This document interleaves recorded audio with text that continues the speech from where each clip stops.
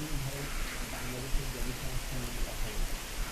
আজকে অনুষ্ঠানে আসার সময় আমার একটা ধারণা মনে হলো, আমি একটা নাটকের অংশ, এটা আমার কাছে খুব মনে হচ্ছে আপনাদের সাথে শেয়ার করার জন্য।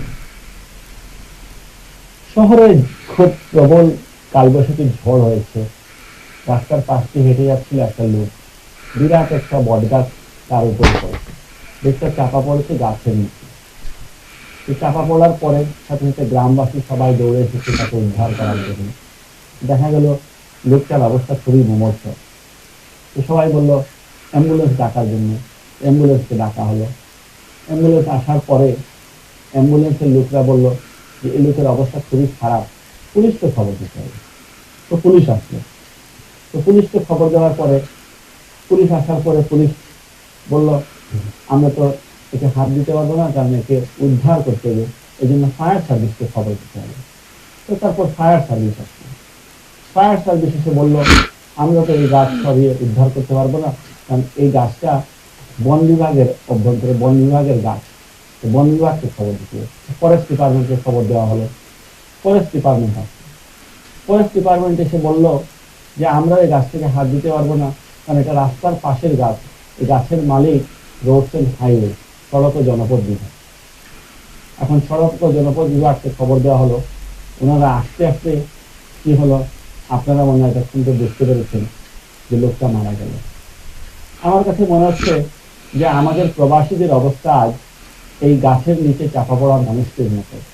আমরা সবাই একবার কেউ জমি সমস্যা নিয়ে যাচ্ছি হাই কমিশনে, কেউ যাচ্ছি কোর্টে, কেউ যাচ্ছি অন্য কাছে ধর্ণা দিচ্ছি, কিন্তু আমাদের এই সমস্যার সমাধান হচ্ছে না। আর আমরা গাছের নিচের এই চাপা পড়া লোকের মতো শ্বাসকষ্টে মারা যাচ্ছি। তো চলুন অনুষ্ঠানে ফেরা যাক। আজ অনুষ্ঠানে আমাদের সাথে অতিথি হয়েছে দিচ্ছেন সুদূর বাংলাদেশ থেকে অ্যাডভোকেট মোহাম্মদ তালা কিবরিয়া, যিনি প্রবীণ আইনজীবী, অ্যাডভোকেট মরহুম দেওয়ান গোলাম কিবরিয়া সাহেবের সুযোগ্য সন্তান।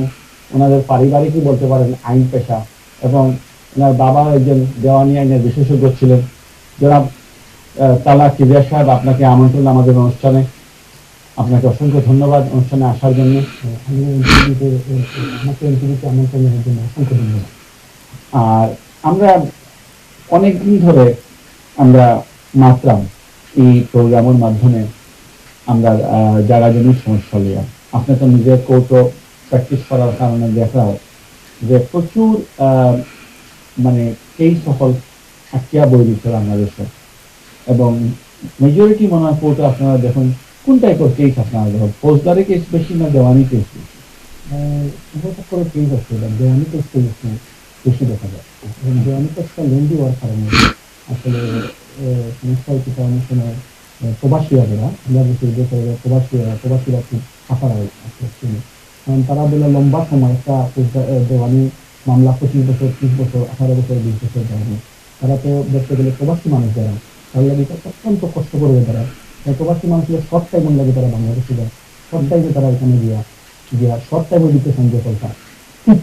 আমরা যে জিনিস দেখছি যেটা হলো যে প্রবাসী মানুষরা কিন্তু সে না সে আত্মীয় স্বজনদের দায়িত্ব দেয়, এবং আত্মীয় স্বজনের একটা ব্যাপার হয়ে যায় যে এটা একটা বিজনেস হিসাবে দেখা যায়, এবং ও আত্মীয় স্বজন কৌটো আইন যায় না আপনারা চাই, এবং আপনারা লাগিয়ে একটা মানে একটা দেওয়ানি কেস মানে একটা রেগুলার ইনকাম, ইয়ার লং স্যালারির লাগানো হয়েছে। আমার সে মনে হয়েছে যে উকিল সাহেব একটা দেওয়ানি কেস পাইছেন, মানে এটা একটা লাইফ লং ইনকাম আরম্ভ হয়েছে। ওটাও কিন্তু আপনারা মনে করেন না, ইনাম না ঠিক। আসলে আসলে নিশ্চয় যেটা যে যারা এই প্রবাসী বলে বিরোধ করবেন, তারা একদিন আসলে মানুষের যারা প্রবাসী থেকে ওই একটা ফায়দা লোয়া প্রবাসী মানুষ, তারা গেছে সহজ সরল মানুষ, তারা এই দেখেন তারা তো অনেক সময় বুঝবে না, কিন্তু তারা ওই একটা ফায়দা লওয়া বা সুযোগের একটা পায় তারা থাকা হয়। অনেক সময় এমনও দেখা গেছে, আমরা কিছু কেসে দেখছি, এমনও দেখা গেছে যে কিছু মানুষের হয়তো দিয়াইছে জায়গা জমি পাওয়ার আছে তৈরি, তাই তারে প্রথমত করিয়া দেখা যাচ্ছে যে সময় দখলও করে নিচ্ছে, দেখা যাবে 12 বছর দখলও থাকিয়া আবার তার নিজের তাদের রাইটকে বাদ দাবি করে দিয়েছে।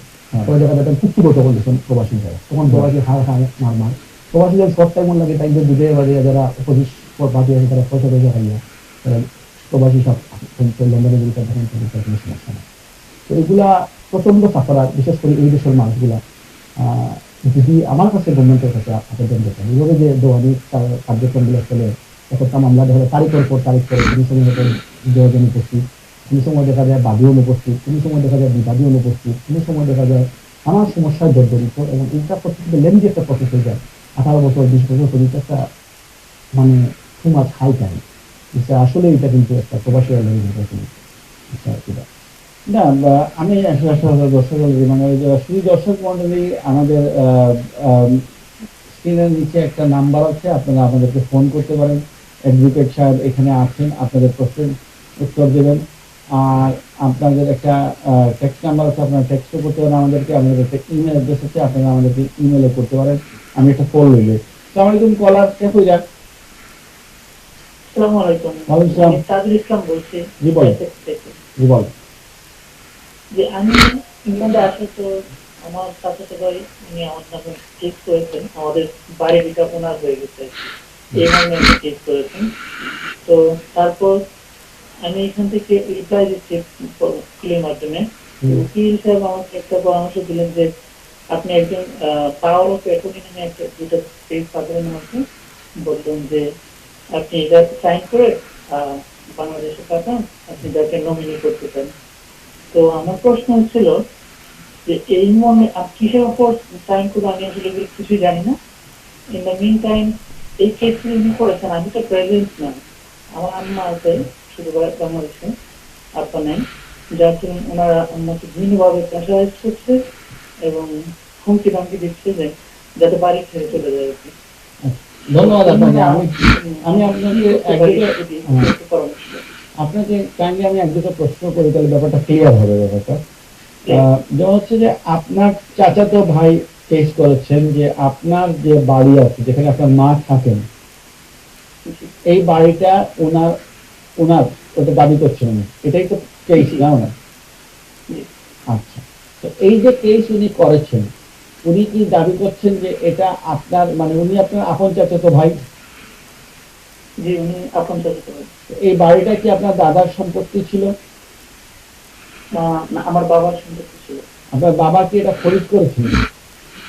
আমার বাবা আমার চাচাতো ভাইয়ের বাবার কাছ থেকে নিয়েছিলেন। ওনারা আমাদের আমরা যে এরিয়াতে আছি এই এরিয়া থেকে অন্যত্র চলে গেছিল, তারপর আবার ফিরে আসছে। আসার পর আমার বাবা ওই জমিতে কিছু অংশ আমার চাচাতো ভাই থাকার জন্য, এখন আমি আসার পর উনি দাবি করতেছে না ওনার বাবা আমাদের কাছে কোনো জমি বিক্রি করেন না। উনি আমরা এখানে আছি মোর দেন 40 years। উনি কি কোর্টে কোনো মামলা করেছেন? জি, উনি কোর্টে মামলা করেছেন, মানে মানে বাটোয়ারা মামলা করেছেন। আচ্ছা। আপনি আমার মনে হয় কোর্ট কেসের নকল নেওয়া উচিত, এবং নিশ্চয়ই আপনার উকিল সাহেব ওনার এই কেসের নকল নিয়েছেন, মানে উনি কি ধারায় কেন কেস করেছেন? জি, উনি একটা নকল আমাকে পাঠিয়েছেন ইমেলে। তো আমি দেখলাম উনি আমার নামে কেস করেছেন। ইন দ্য মিন টাইম ভূমি অফিসকেও করেছেন যে ওনারা রংলি এন্ট্রি করেছেন আমার বাবার নামে। আচ্ছা, মানে 30 টাকা 31 টাকা আপত্তি মামলা করতে। আপনি একটা জিনিস কি আপনি দয়া করে যখনই পাওয়ার অফ অ্যাটর্নি দেবেন, আপনি power of attorney make sure করে পাওয়ার অফ অ্যাটর্নি পড়বেন। কোনো মতে পাওয়ার অফ অ্যাটর্নিতে কোনো মতে কাউকে যাতে এটা দেবেন না যে আপনার জমি বিক্রি করার রাইটস কাউকে দেবেন না, অনলি মামলা চালানোর জন্য আপনি পাওয়ার অফ অ্যাটর্নি দিতে পারেন। এরপরেও যদি আপনার আরো কিছু বোঝার থাকে, আপনি দয়া করে আমাদের স্ক্রিনের নিচে একটা টেক্সট নাম্বার আছে, আপনি এই নাম্বারে টেক্সট করবেন, আমাদের লিগ্যাল টিম আপনার সাথে যোগাযোগ করবে, এবং আমাদের উকিল সাহেব রয়েছেন, ওনার সাথে আপনি যোগাযোগ করতে পারবেন। আমরা আপনাকে যোগাযোগ করিয়ে দেব, উনি আপনাকে এ ব্যাপারে ব্রিফলি পরামর্শ দেবেন পরবর্তীতে। ধন্যবাদ কল করার জন্য। আপনি আমাদের কাছে টেক্সট করবেন, আমাদের টিম আপনার সাথে যোগাযোগ করবে। থ্যাংক ইউ ভাইয়া। দেখেন ওই যে একটা ব্যাপারটা, ওই যে বেচারা দেশ, ওদের তো প্রবাসীর জানে না, বেচারা দেশও গেছে আইসে, আমার লগেও কিন্তু কেস আরম্ভ হয়েছে, কারণ থাকা অবস্থায় কিন্তু কেসটা হওয়া হয়েছে না। এটা আশা করলে কিন্তু কেমন কলার খেয়ে দিলাম।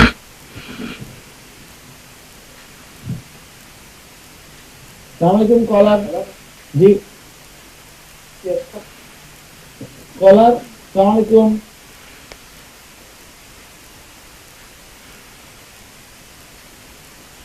ভাইয়া আপনার ফোন শোনা যাচ্ছে না। জি জি ভাই, হ্যালো, ওয়ালাইকুম আসসালাম। জি বলেন, জি বলেন, শুনতে পাচ্ছি আমরা।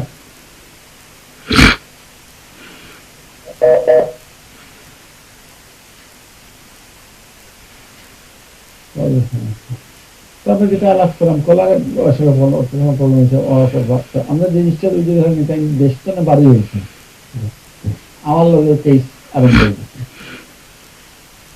এবং আরেকজন কলার মনে লাইনে আছে। সালামালাইকুম কলার। হ্যালো, আসসালামু আলাইকুম। ওয়ালাইকুম আসসালাম। জি বলেন। জি, আমার একটা প্রশ্ন অফিসের কাছে আছে। জি প্রশ্নটা হলো, আমরা একটা জায়গা হলে যেটা আপনার জরিপ যখন হয় তখন দুইটা একটার মধ্যে 15,000 টেস্ট করেছি, কিন্তু জরিপ যখন হয় তখন দেখা 2,000 জায়গাতে আমরা মধ্যে জায়গাটা করে দিয়েছি। পরে আমরা দুইটা পয়সা পাইছি এবং 2টা পয়সা একটা কাজ পেয়েছি। এখন আপনার 30টা আসলে এখন আমরা এটা কি বলবো, আপনার জরিপের সমাধান করে দিতে পারবো আমি না আমরা ওইটা ছোট একটু